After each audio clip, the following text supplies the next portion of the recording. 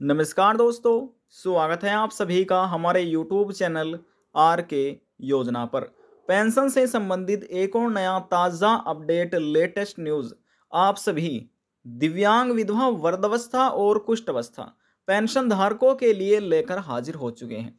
यदि दोस्तों आप भी इन सभी पेंशन में से किसी भी एक पेंशन का लाभ ले रहे हैं, आपकी पेंशन बनी हुई है या फिर बनवाना चाहते हैं, यह जानकारी आपके लिए बहुत ही ज़्यादा महत्वपूर्ण है, ज़रूरी है। देखिए, जैसे आप नोटिफिकेशन में देख रहे हैं, समझ रहे हैं, उत्तर प्रदेश पेंशन योजना, जी हाँ दोस्तों, वर्ष 2023 के अंतर्गत उत्तर प्रदेश सरकार यानी कि मुख्यमंत्री योगी आदित्यनाथ की सरकार द्वारा उत्तर प्रदेश राज्य में 6,000 रुपये पेंशन राशि लाभार्थियों के बैंक खाते में ट्रांसफर की जा रही है। यहाँ पर आप एक छोटा सा स्क्रीनशॉट भी देख रहे होंगे, जो कि हमने यहाँ पर आपको दिखाने के लिए लगाया हुआ है ताकि आप यहाँ से समझ सके। वीडियो की शुरुआत करने से पहले हमारा आपसे निवेदन है, यदि आप हमारे चैनल पर पहली बार आए तो चैनल को सब्सक्राइब कर लीजिएगा। साथ ही दोस्तों बेल आइकन के बटन को प्रेस करना ना भूलें, ताकि जो हमारी वीडियो का नोटिफिकेशन है वह सबसे पहले आपको प्राप्त हो और आप सबसे पहले ही उसका लाभ उठा सकें।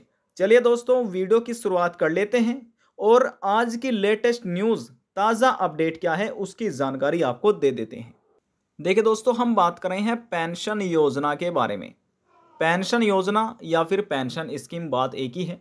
तो यदि आप उत्तर प्रदेश राज्य के अधीन आते हैं, क्योंकि आज हम बात कर रहे हैं उत्तर प्रदेश पेंशन योजना के बारे में, तो यहाँ पर देखिए उत्तर प्रदेश राज्य में सभी दिव्यांग व्यक्तियों को और विधवा महिलाओं को यहाँ पर ओल्ड एज पेंशन धारक, जो वृद्धावस्था पेंशन धारक है, 60 साल पेंशन का लाभ ले रहे हैं, तो ऐसे पेंशन धारकों को सरकार जो पेंशन राशि दे रही है 1,000 रुपये प्रति महीना है।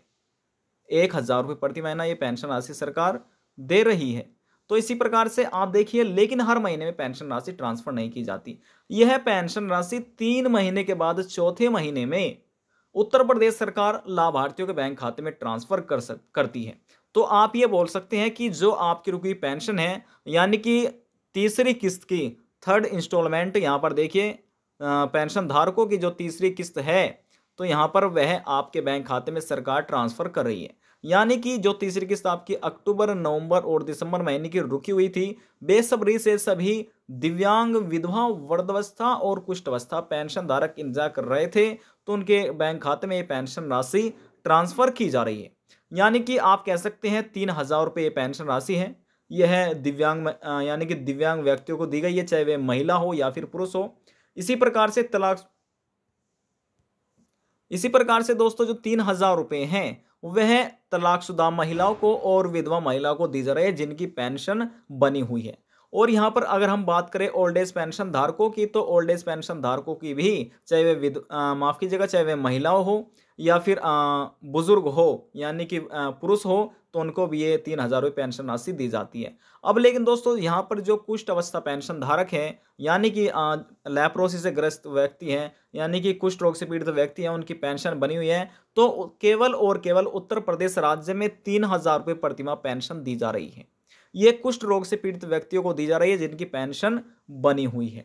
अब दोस्तों यहाँ पर आप ये देखिए, इसका हम आपको एक लाइव प्रूफ भी दिखा देते हैं कि जिन व्यक्तियों की पेंशन रुकी हुई थी, दोस्तों जिन व्यक्तियों की पेंशन रुकी हुई थी पिछले 6 महीने से, 6 महीने से सीधे 1,000 रुपये के हिसाब से, 1,000 प्रति माह के हिसाब से हो जाते हैं यहाँ पर आपके सीधे 6,000 रुपये। तो ये 6,000 रुपये 6 महीने की आपकी पेंशन राशि है। किसी की 6 महीने, जैसे हमने आपको समझाया है कि 3 महीने के बाद सरकार चौथे महीने पेंशन राशि ट्रांसफर करती है। लेकिन दोस्तों ये पेंशन राशि उन्हें दी जा रही है जिन्होंने पेंशन, जिनकी रुकी हुई थी, जिन्होंने अपना ई-केवाईसी पूरा कर लिया है। ई-केवाईसी और बैंक केवाईसी आता है। बैंक केवाईसी के बाद आता है आपका, यानी कि नाम में स्पेलिंग से मात्राओं में कोई भी गलतियां नहीं होनी चाहिए। कहने का हमारा तात्पर्य यह है कि यदि आप एक पेंशन धारक है, आपकी पेंशन रुकी हुई है पिछले 6 महीने से या 7 महीने से, जितने भी महीने की आपकी पेंशन रुकी हुई है, यदि आप यह कार्य पूरे कर लेते हैं तो आपको भी पेंशन दे दी जाएगी। जैसे दोस्तों हमने आपको बताया कि सरकार जो पेंशन ट्रांसफर कर रही है वह 26 जनवरी से पहले सरकार ने पेंशन को ट्रांसफर करना अपने राज्य में प्रारंभ कर दिया था।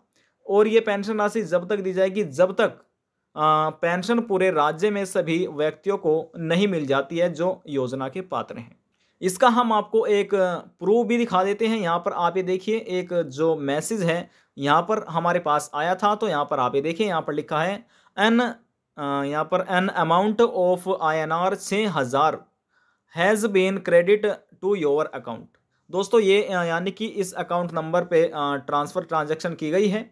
यहाँ पर देखिए 27/1/2023 में, यानी कि 27 तारीख में 27 जनवरी 2023 में ये पेंशन राशि ट्रांसफ़र की गई है 6,000 रुपये की। तो दोस्तों टोटल यहाँ पर हो जाते हैं 6,120 रुपये, यानी कि 120.50 जो कुछ रुपए हैं इनके बैंक खाते में पड़े हुए थे, टोटल मिलाकर हो जाते हैं 6,120 रुपये। लेकिन दोस्तों जो ये मैसेज आया है, ये हमारे पास मैसेज अभी आया है 24 मिनट यहाँ से पहले ही।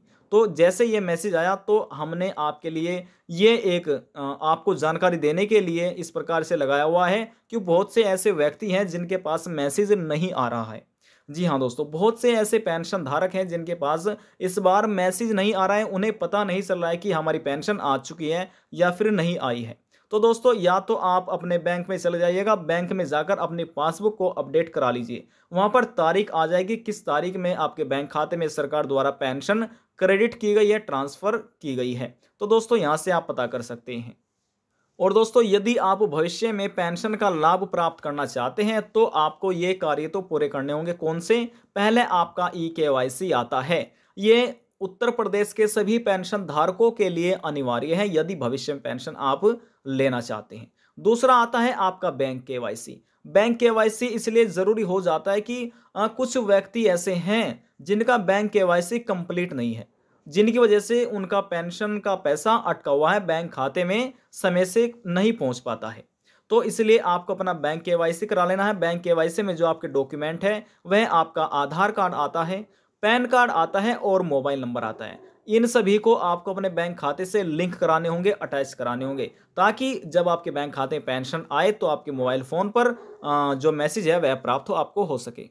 देखिए दोस्तों, पेंशन से संबंधित यदि आपके मन में कोई सवाल है, पूछना चाहते हैं या फिर बताना चाहते हैं, आप हमें नीचे कमेंट बॉक्स में जाकर बता सकते हैं। फिर हम आपको बताएंगे कि किन कारणों की वजह से आपकी पेंशन रुकी हुई है, चाहे आप उत्तर प्रदेश राज्य के हो या फिर उत्तर प्रदेश से अलावा किसी और अन्य राज्य के पेंशन धारक हो, आपकी पूर्ण तरह से सहायता की जाएगी। आज की जानकारी में बस इतना ही। यदि आपको हमारी दी हुई जानकारी पसंद आई तो वीडियो को जरूर लाइक कर दीजिएगा। आपके एक लाइक से हमें बहुत ज़्यादा मोटिवेट मिलता है। लास्ट में निवेदन ये करेंगे कि आप चैनल को सब्सक्राइब कर लीजिएगा ताकि जो लेटेस्ट न्यूज़ है, ताज़ा अपडेट है, उसका अपडेट सबसे पहले आपको प्राप्त हो और आप सबसे पहले ही उसका लाभ उठा सके। अब हम आपसे मिलते हैं नेक्स्ट वीडियो में एक और नई जानकारी के साथ। जब तक के लिए जय हिंद, जय भारत।